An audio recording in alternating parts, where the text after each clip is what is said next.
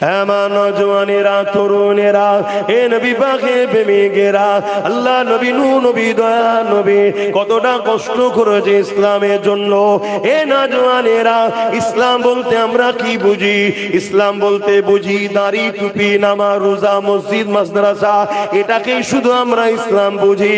না না না, এটাও যেমন ইসলাম, মনে রাখবেন তার আগে এই জমিনের উপর রাসূলুল্লাহ যখন এসেছিল, এই জমিনের মানুষগুলো জালিম হয়ে গিয়েছিল, এই জমিনের উপরে ইনসাফ ছিল না, এই জমিনের উপরে মানবতা ছিল না, এই জমিনের উপরে মা বাপের সম্মান ছিল না, এই জমিনের উপরে নারীর অধিকার ছিল না। বাপেরা নিজেরা নিজেদের নারী দিওয়াকে জন্ত পুঁতে দিত। এ যুবকেরা, তরুণেরা, আল্লাহ নবী তাদেরকে বুঝিয়েছে, বাবারা তোমরা নারীগুলোকে জন্ত পুঁতে দিও না। নারী হলো আল্লাহ পাকের শ্রেষ্ঠ একটা নিয়ামত, যার ঘরেতে প্রথম কন্যা সন্তান হবে, এর মানে ওই নারীর বাবাকে আল্লাহ পাক জান্নাতে সুসংবাদ দিল। এ নওজওয়ানেরা, তরুণেরা, আল্লাহ নবী জমিনের উপরে এসে মায়ের মর্যাদা ফিরিয়েছে, বাপের সম্মান ফিরিয়েছে। এই যে আজকে বাপগুলো আপনার ছেলে আপনাকে যে সম্মান এখনো দিচ্ছে, এটাই মাহফিল হয়, আমরা এসে বলি আল্লাহ নবী বলেছে বাপ হলো জান্নাতের দরজা, যে বাপকে বেজার করলো তার জন্য জান্নাতের দরজা আর খুলবে না। আমরা এসে বুঝাই আল জান্নাতু তাহতা আকদামুল উম্মাহাত, এ ছেলেরা, মা হলো জান্নাত, যে মাকে বেজার করবে সে জান্নাত আর কোনোদিন পাবে না। কিন্তু যে মা বাপকে রাজি করবে, মান রাদি আনহু ওয়ালিদাহু ফালান আনহু রাদি, যে মা বাপকে রাজি করবে আমার আল্লাহ তাদের উপরে রাজি হয়ে যাবে। আল্লাহ নবী আরো জানাচ্ছে, আন আবি উমামা আন্না রাসূলানে ওয়ালা ইয়া রাসূলুল্লাহ মা হাক্কুল ওয়ালিদাইনি আলা ওয়ালাদি ওয়ালা হুমা জান্নাতুকা নারুকা। এ বাবা ছেলেরা, এক ব্যক্তি আমার রাসূলুল্লাহকে এসে জিজ্ঞাসা করতে লেগেছে, ইয়া রাসূলুল্লাহ, হাবিবাল্লাহ, মা বাপের উপরে ছেলেদের হক কি? আল্লাহ নবী জানিয়ে দিলে, হুমা জান্নাতুকা নারুকা, তোমরা যদি মা বাপকে বেজার করো, মা বাপকে আঘাত দাও, মা বাপকে কষ্ট দাও, তাহলে তুমি জাহান্নামী হয়ে যাবে। আর মা বাপকে যদি রাজি করো, মা বাপকে যদি খুশি করো, আমার আল্লাহ ওই ছেলেকে জান্নাতি বানিয়ে দেবে। আরো জোরে বলুন সুবহান। জিন্দাবাদ আল্লাহ।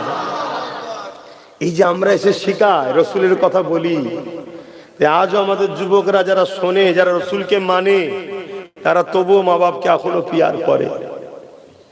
কিন্তু বাপ মারও তো উচিত যে আমার বাচ্চা যেন আল্লাহ রসুলের বিরুদ্ধে না যায়, ছোটবেলা থেকে ট্রেনিং দেওয়া দরকার আছে না? নাই?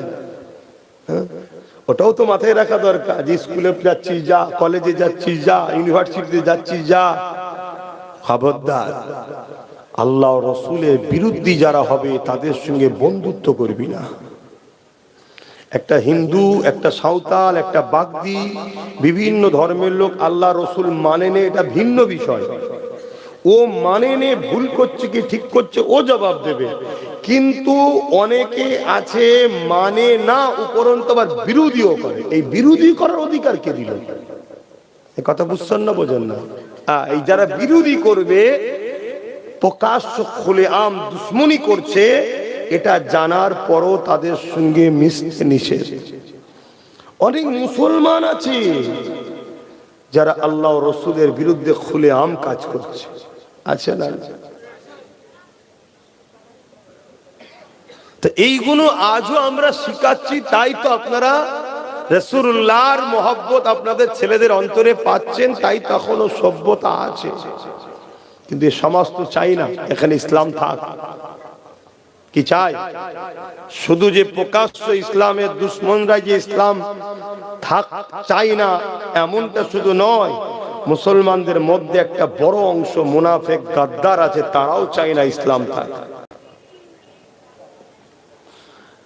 আমরা এই মশলাটাকে, আমার ভাইয়েরা এইদিকে চলে লেখেন, আবার তাহলে ওটা খুলে দাও না, খুলে দিয়ে চট দিয়ে দাও, বসে যাক। শুনছেন? এদিকে দেখেন, কেন সময় কারো ইন্তজার করবে না, রোজ দুটো দুটো করে জলসা, শরীরও আর চলছে না। আর প্রত্যেকটা জায়গায় গেলে আল্লাহর সিস্টেম দেখো কেমন, যেখানেই যাই কম বেশি সাল দেয়। আর আজকে ঘর থেকে আনতে ভুলে গেছি, আজকে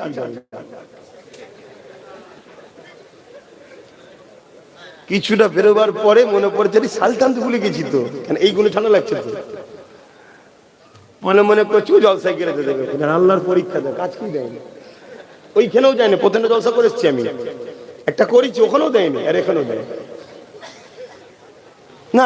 এটা খারাপ নিলেন নাকি? মানে আমি বুঝাতে চাইছি এটাই যে আল্লাহর পরীক্ষা দেবে। আল্লাহ একবার দরুদ শরীফ আল্লাহুম্মা। বসো বসো, দাঁড়াওনি ভাই, বসো। ভালো ঘরের ছেলে ভালো জায়গায় বসো।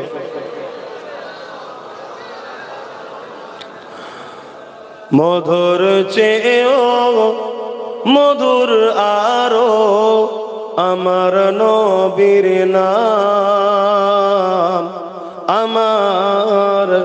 আমার নবীর নাম। মধুর চেয়েও মধুর আরো আমার নবীর নাম, আমার নবীর নাম।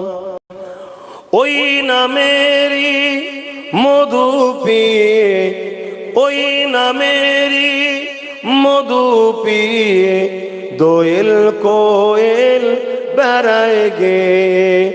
ওই নামেরই মধু পিয়ে দোয়েল কোয়েল বেড়ায় গে। বুলবুলি গায় ওই নামের গুণ, বুলবুলি গায় ওই নামের গুণ। আমার নবীর নাম। মধুর চেয়েও মধুর আরো আমার নবীর নাম। আল্লাহুম্মা সাল্লি আলা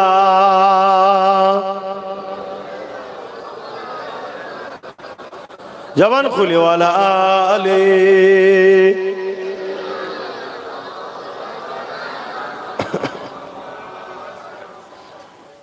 কি কথা বলছিলাম,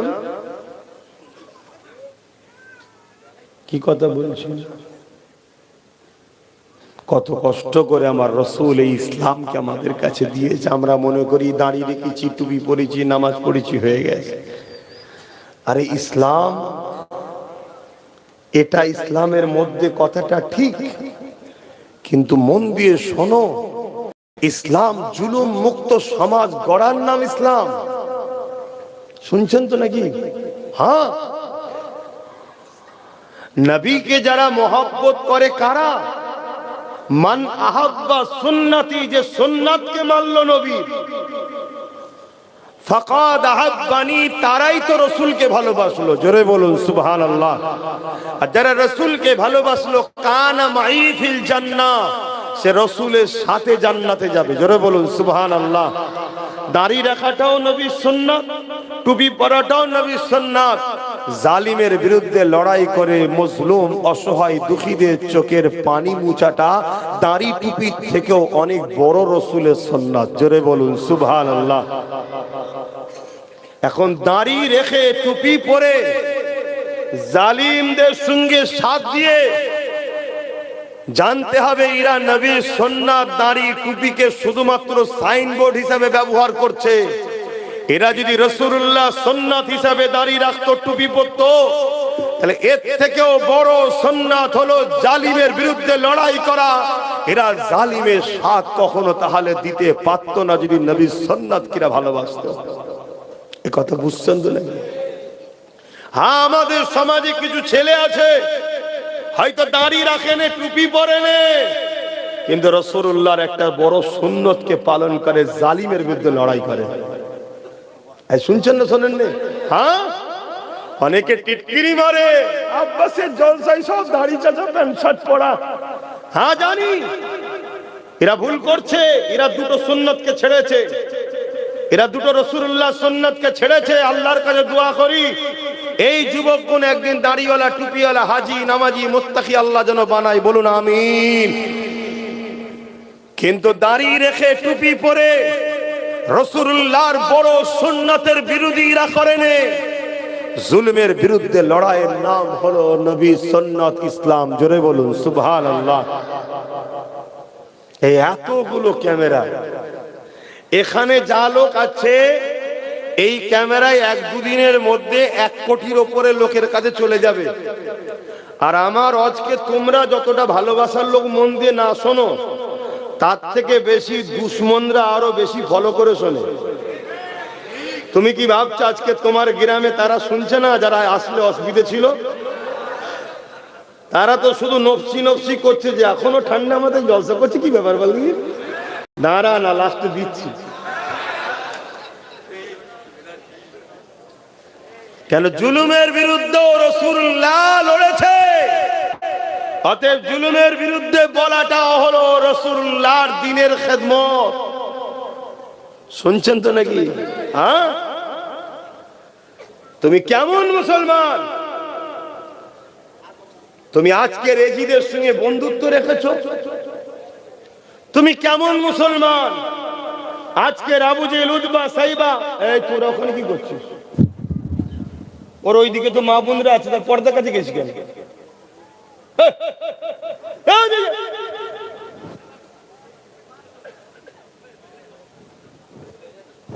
ও তো মা বোনরা আছে নাকি? তাহলে ওখানে কেন চলে গেছে? এই বীজখানে ডিস্টার্ব হয়ে গেলে না অজের লাইন বন্ধ করে। কারি সাহেব ভালো বুঝতে পারবে, যারা ওয়াজ করে তারা ভালো বোঝে। আর আমি তো আবার আরো বেশি উল্টো হয়ে যায়। কেন?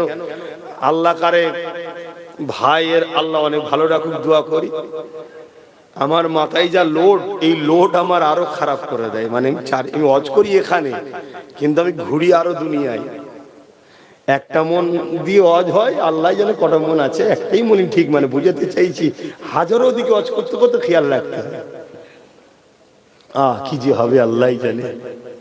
কিন্তু চেষ্টা হলো আমাদের কাজ। চেষ্টা কি? কাজ। ফাইসাল্লাহ আমার কাজ না আপনার কাজ? ফাইসাল্লাহটা কার? আল্লাহ। রোগ হয়েছে, ডাক্তারের কাছে লিখে আছে, ডাক্তার চেষ্টা করছে। ভালো হবে না হবে না এটা কার দায়িত্ব? অতএব ফাইসাল্লাহ আল্লাহর হাতে। তো যাক ভাই, যে কথা বলছিলাম, আমার রাসূল পাক সাল্লাল্লাহু আলাইহি সাল্লাম অনেক কষ্ট করেছে। আল্লাহ নবীর জীবনী খুলে দেখো,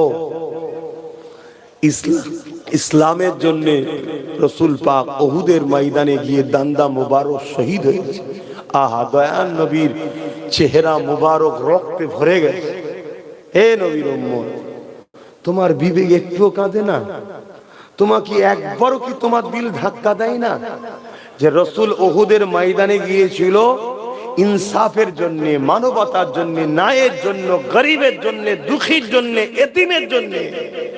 আমার রাসূলের জীবনে একটা লড়াই নেই কোন ধর্মের বিরুদ্ধে রাসূল লড়েছে। শুনছেন তো? উপরন্ত আমার রাসূল মদিনা সনদ করেছিল যে কেউ কারো ধর্মের উপরে আঘাত দেবে না। কোন গোত্র বা কোন ধর্মের উপরে আঘাত দেবে না, এই চুক্তিবদ্ধ করেছে। আমার রাসূল যতবার লড়েছে আল্লাহর সৃষ্টিকে বাঁচাবার জন্য, এতিমের জন্য, বিধবার জন্য, গরিবের জন্য, মজলুমের জন্য, দুঃখীর জন্য। সেই দুঃখী অমুসলিম আমার রাসূলকে মানেনি তখন, কিন্তু সে অসহায়, রাসূল তার জন্যও লড়েছে। জোরে বলুন সুবহানাল্লাহ। তারিখে হাদিস দেখো, দুনিয়া যখন জুলুম মুক্ত হয়েছে, সন্ত্রাস মুক্ত হয়েছে, আতঙ্কবাদ মুক্ত হয়েছে, রেপ মুক্ত হয়েছে, নেশা মুক্ত হয়েছে, দুর্নীতি মুক্ত হয়েছে, খুন মুক্ত হয়েছে, পাপাচার মুক্ত হয়েছে, আমার আল্লাহ তখন নবীকে দাওয়াত দিয়েছে, বন্ধু এবারে মেরাজে আসেন। সুবহানাল্লাযী আসরা বিআবদিহি লাইলাম মিনাল মসজিদিল হারামি ইলাল মসজিদিল আকসা। এই যে কোরআনের আয়াতে আল্লাহ পাক জানাচ্ছে তার হাবিবকে তখন দাওয়াত দিয়ে গেছে। নিয়ে গিয়ে তখন বলেছে, হাবিব জমিনের তো জঙ্গল বন্ধ, পরিষ্কার হয়ে গেছে, খুনিরা নাই, চোরেরা নাই, দুর্নীতিবাজরা নাই, জালিমরা নাই, সন্ত্রাসরা নাই, অত্যাচার বন্ধ হয়ে গেছে। যান, নামাজ নিয়ে যান, রোজা নিয়ে যান, সাহাবাদেরকে পড়তে বলেন। জোরে বলুন সুবহানাল্লাহ। তা নামাজ যেমন পড়বো, রোজা যেমন রাখবো, আমার পাড়ার এতিমের হক মারা যাচ্ছে, যে মারছে তার বিরুদ্ধে যুদ্ধ করবেন না? এটা কি ইসলাম নয়? আমার পাড়ার নারীগুলোর উপরে জুলুম হচ্ছে, নারী নাকি? যুবকরা বলো, মনে থাকবে তো? এটা মনে রেখো। তুমি যদি একটা পৃথিবী কেন 100টা পৃথিবী পরিমাণও গুনাহ করে লিজে হাজির হও কিয়ামতের দিন, কিন্তু এই গুণটাও যদি তোমার থাকে যে আল্লাহ ও রাসূলকে সব থেকে বেশি ভালোবাসো, মনে রেখে দিও তোমার গুনাহ কিন্তু একদিন না একদিন মাফ হয়ে তোমাকে আল্লাহ জান্নাত যাবার সুযোগ করে দেবে। জোরে বলুন সুবহানাল্লাহ। আর যদি এই গুণটা না থাকে, তুমি যদি নামাজ পড়ে পড়ে কপালে যদি দাগ করে ফেলো, রোজা রেখে রেখে যদি পেট পিঠ সমান করে ফেলো, দান খায়রাত করে করে ধন দৌলত যদি শেষ করে ফেলো, এ যুবকেরা বাপেরা, যদি আল্লাহ রাসূল তোমার দিনে না থাকে, রাসূলুল্লাহকে যদি সব কিছুর উপরে বেশি ভালোবেসে আদর না করো, তাহলে মনে রেখে দিও আমার আল্লাহ তোমাকে জাহান্নামে ঢুকাবে, আর কোনোদিন বার করবে না। ইমানটা একটা দিন রাত ধরে তোমাদের আওয়াজ সিদ্দিক চৌমাথায় দাঁড়িয়ে খুব ট্রাফিকের কাজ করছে, গাড়ি পাস করছে আর করছে সারা রাত ধরে, সারা দিন ধরে, কিন্তু কোন ট্রাফিকের চাকরি পাইনি সে। এ মাইনে পাবে? জোরে বলো। কিন্তু কাজটা যত ভালোই করুক মাইনে ওজন। আর একটা লোক ট্রাফিকের চাকরি পেয়েছে, 2 ঘন্টা মাইনে ডিউটি করে, আবার কিছুক্ষণ ফাঁকিও মারে, এ কিন্তু মাস গেলে মাইনেটা পাবে। এই ফাঁকি মারার জন্য কিন্তু একদিন ওকে পানিশমেন্ট দিতে হবে, শাস্তি আছে জানলে, তাই তো নাকি? কিন্তু চাকরি পাওয়ার দরুন ও কিন্তু মাইনে আসবে। তা ঈমান যদি আনো, তোমার জন্য জান্নাত কিন্তু একদিন না একদিন হবে। আর ঈমান ছাড়া তুমি হাজারো ডিউটি করে যাও ভালো কাজে, হবে না। এখন বড় দুঃখের বিষয়, আমাদের ঈমান এখন বাঁচানো বড় মুশকিল। কেন? আল্লাহ পরীক্ষা নিচ্ছে। আল্লাহ বা যেমন পরীক্ষা নিয়েছিলেন হযরত বেলাল হুজুরকে, আল্লাহ বা যেমন পরীক্ষা নিয়েছিলেন আমার নবী পাকের সাহাবা হুজুরকে, আল্লাহ বা যেমন পরীক্ষা নিয়েছিলেন আম্মা জান সুমাইয়া হুজুরকে, আল্লাহ বা যেমন পরীক্ষা নিয়েছিলেন তামাম আউলিয়া উলিয়া দিগাকে, এ যুবকেরা, তরুণেরা, বাপেরা, আল্লাহ বা তোমাকে আমাকে পরীক্ষা নেবে। কখন কাকে কোন দিক দিয়ে পরীক্ষা নেবে আল্লাহ বা ভালো জানে। তবে যুগে যুগে যিনারা পরীক্ষা দিয়েছে তেনাকে দেখে শেখো। আল্লাহ নবী একদিন মদিনার নববী শরীফে সাহাবাদেরকে লক্ষ্য করে বলতে লাগলে, এ বাবা সাহাবারা কে আছো বাবা? ইসলামের উপরে জালিমদের চক্রান্ত হচ্ছে, গোপনে তারা সৈন্য তৈরি করেছে, ইসলামের উপরে তারা আঘাত দেবে। বাবা কে আছো বাবা? সাহাবারা, তোমাদের যার যেমন সামর্থ্য আছে ইসলামের জন্য তোমরা দান করো। এই যে দান করো বাবা, ইসলামের জন্য তোমরা দান করো বাবা। এই কথাটা শোনার সাথে সাথে সাহাবা হুজুররা যে যার ঘরে চলে গেলে, যার যার সামর্থ্য রয়েছে আল্লাহ নবীর কদমে দিবার জন্য নিয়ে আসতে চলে গেছে। কিন্তু নবী পাকের দরবারে একজন সাহাবী বসে বসে কাঁদতে লেগেছে। আল্লাহ নবীর নজরটা তার দিয়ে পড়ে গেল। এ বাবা সাহাবী রে, কেন তুমি কাঁদো বাবা? এই খুশির সময় তোমার কিসের কান্না? ওই সময় সাহাবী বলতে লাগলে, ইয়া রাসূলুল্লাহ, হাবিবাল্লাহ, আমি বড় আপনার গরীব সাহাবী, আমার দিবার মতো কিছু নাই, এই পরনার চাদর টুকু ছাড়া আর কিছু না। ইয়া রাসূলুল্লাহ, হাবিবাল্লাহ, এই রকম একটা সময়ে সমস্ত সাহাবা ভাইয়েরা যার যেমন আছে মাল দিচ্ছে, এর বিনিময়ে তারা জান্নাতটা কিনে নিচ্ছে। ইয়া রাসূলুল্লাহ, হাবিবাল্লাহ, আমি আপনার কদমে কিছু দিতে পারলাম না, জান্নাতকে কিনতে পারলাম না, এই জন্যে আমি সাহাবী কাঁদতে লেগেছি। এ নওজওয়ানেরা, তরুণেরা চিন্তা করে দেখে সাহাবা হুজুরা কিরকম তারা জান্নাতের জন্য, কিরকম তারা গরিব হওয়ার পরও আল্লাহ নবীর জবানের কথাকে বিশ্বাস করে তারা কাঁদতে লেগেছে। হঠাৎ করে সাহাবী বলতে লাগলে, ইয়া রাসূলুল্লাহ, হাবিবাল্লাহ, আপনি আমাকে একটু ইজাজত দেন, আমি একবার ঘরে যাব।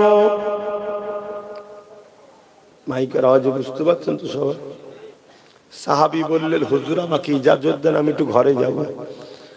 আল্লাহ নবী বললেন, যাও বাবা। ঘর বলতে আমাদের মতো নয়, পাতা দিয়ে ঘেরা। আপনি ভাববেন তাহলে ঘর রয়েছে তো, না, আমাদের মতো নয়। আমাদেরকে সব দিয়েছে আল্লাহ, কিন্তু আমরা নিজেরাই আল্লাহ ভোলা হয়ে গেলাম। আর তাদেরকে আল্লাহ কত দিক দিয়ে পরীক্ষা নিয়েছে, সব পরীক্ষায় তারা বিজয় হয়ে প্রমাণ দিয়েছে, আল্লাহ আমি আপনাকে আপনার হাবিবকেই চাই। জোরে বলুন সুবহানাল্লাহ। তা সাহাবী ঘরে গেলেন, পাতা দিয়ে ঘিরে একটা ঝুপড়ি, বাইরে থেকে ডাক দিলেন, বাসির। ছোট্ট একটা বাচ্চা ছেলে বেরিয়ে এসছে, সাহাবীর ছেলে। বাপ ছেলেকে ধরে আদর করছে, চুমা দিচ্ছে। হঠাৎ করে সাহাবীর চোখের পানি ওই বাচ্চা সাহাবীর মাথায় পড়ছে, বাসিরের। মুখ তুলে বলছে, আব্বা আজকে কাঁদছেন কেন? আমি জানি আপনি আমাকে বড় ভালোবাসেন, কেন আমার মা নেই দুনিয়ায়, এজন্য আপনি মা, আপনি বাপ। আজকে কাঁদছেন কেন? শোনো যুবক, মরতে আব্বাস সিদ্দিকীকেও হবে, তোমাকেও হবে, সবাইকে মরতে হবে। অনেক কষ্টের বিনিময় ইসলাম। আজকে আমাদের গাফলতির জন্যে, আমাদের উদাসীনতার জন্যে, আমাদের লোভ লালসার জন্যে, আমাদের একদল মুসলিম সমাজের মধ্যে মুনাফিকদের চক্রান্তের শিকার হওয়ার দরুন, আমাদের বেঈমান নেতাদের ঝান্ডা ধরে ঘোরার দরুন আজ আমার ভারত ও আমার বাংলা তো ইসলামের ওপরে সন্ত্রাসবাদীদের ক্ষমতা কিন্তু বেড়ে গেছে। এটা আমাদের গাফলতির জন্য হয়েছে, আমাদের দোষে হয়েছে। এই সন্ত্রাসদেরকে দমন আমাদেরকেই করতে হবে। যেমন ভুলটা আমরা করেছি, এর প্রায়শ্চিত্ত আমাদের দিতে হবে। আর যদি বলো যে পারবো না, দুনিয়াতেও আল্লাহ আরো তোমাদেরকে লিজ্জাত করবে, আরো তোমাদেরকে অপমান করবে, আরো বেইজ্জতি করবে। এই গত পরশুদিন দেখলাম মারতে মারতে উলঙ্গ করে চেক করেছে মুসলমান না মুসলিম। বিহারে দেখেছেন কি? মারতে মারতে মারতে মারতে তাকে চেক করে মেরে কি বলে হসপিটালে ভর্তি, ডেট। এগুলো আমাদের পাওনা। কিছুদিন আগে দেখলেন না, ব্রিকেটে প্যাটিস বিক্রি করছিল, মার খেলো এখানে, ও দুদিন পরে এখানেও জানে মেরে দেবে। এসব কিছু আমাদের দোষে হয়েছে। আর এই পাপের প্রায়শ্চিত্ত কাদেরকে করতে হবে? আমাদেরকেই।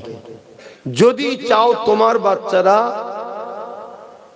ইজ্জতের সাথে থাক এবং তোমার আখিরাত কামিয়াব হোক, তোমাকে প্রায়শ্চিত্ত করতেই হবে। ভুল আমি তুমি করেছি, কত কষ্ট সাহাবারা করেছে। ওই সময় বাসির জিজ্ঞেস করছে, আব্বা আপনি কাঁদছেন কেন? আল্লাহ নবী সাহাবী বলেন, বাবা ছেলেরে, আল্লাহ নবী দরবারে বসেছিলাম, রাসূলুল্লাহ সাহাবাদেরকে বলতে লাগলে, কে আছো বাবা ইসলামের জন্য মাল দাও, কে আছো বাবা ইসলামের জন্য মাল দাও। জালিমরা গোপনে গোপনে গোপনে গোপনে ইসলামের উপরে আঘাত করার জন্য, মুসলমানদেরকে হত্যা করার জন্য তারা শক্তিশালী মিশন তৈরি করে ফেলেছে, তারা শক্তিশালী দল তৈরি করেছে। এ বাবা সাহাবারা, কে আছো মাল দাও। বাবা সাহাবী রে, বাসির রে, জানো তো তোমার আব্বা বড় করে। আল্লাহ নবী বলেছিল, এই লড়াইয়ে যারা মাল দেবে আল্লাহ তাদেরকে জমিন আসমানের মতো বড় বড় জান্নাত দেবে। এ বাবা বাসির রে, আমি তোমার আব্বা বড় গরিব বাবা, তুমি তো জানো পরনা চাদর ছাড়া কিছুই নাই। তাই বাবা রে, আমি মন স্থির করেছি, আমি রাসূলুল্লাহকে তো কিছুই দিতে পারলাম না, আমি রাসূলুল্লাহর কাছে গিয়ে সবাই মাল দিচ্ছে, আমি তোমার আব্বা নিজের জানটাকে ওই লড়াইয়ের জন্য দান করে দেব।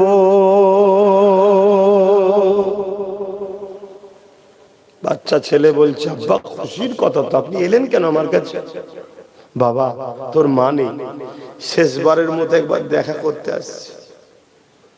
আর আজকে বাপ যদি হক কথা বলতে যায় ছেলে পিছন থেকে টানে, আর ছেলে যদি হক কথা বলতে যায় বাপ পিছন থেকে টানে। যাস না বাবা, ঘরের লাল ঘরে থাকার জিনিস নাকি?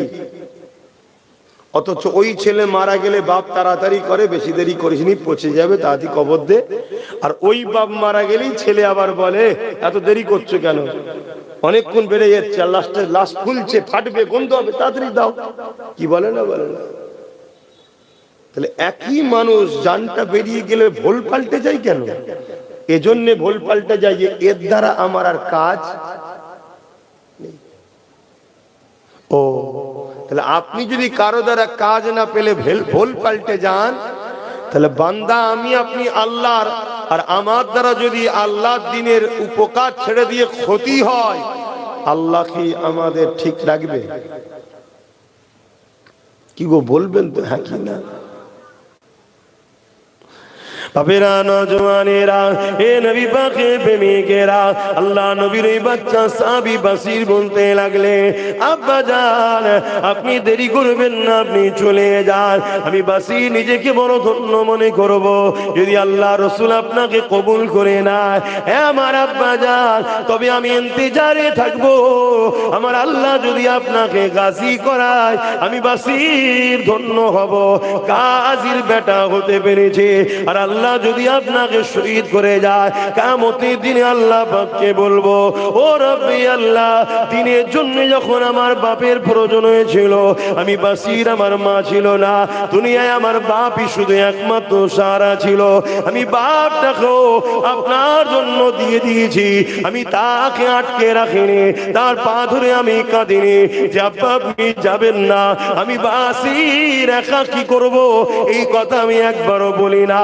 আল্লাহ নবী সাহাবী ছুটতে লাগলে, রাসূলুল্লাহ দরবারে চলে আসলে, আল্লাহ নবীর কাছে এসে বলতে লাগলে, ইয়া রাসূলুল্লাহ হাবিবাল্লাহ, আমার সাহাবা ভাইরা কেউ উট দিয়েছে, কেউ অর্থ দিয়েছে, বিভিন্ন জন বিভিন্ন কিছু দিয়েছে, ইয়া রাসূলুল্লাহ হাবিবাল্লাহ, এই লড়াইয়ের জন্য ইসলামের পক্ষে, মানবতার পক্ষে, ইনসানিয়াতের পক্ষে, গরিবের পক্ষে, আল্লাহ ও রাসূলের পক্ষে আমি আমার জানটাকে দান করে দিলাম।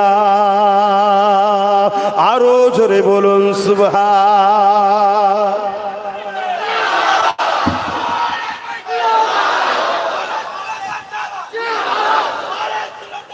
জিন্দাবাদ।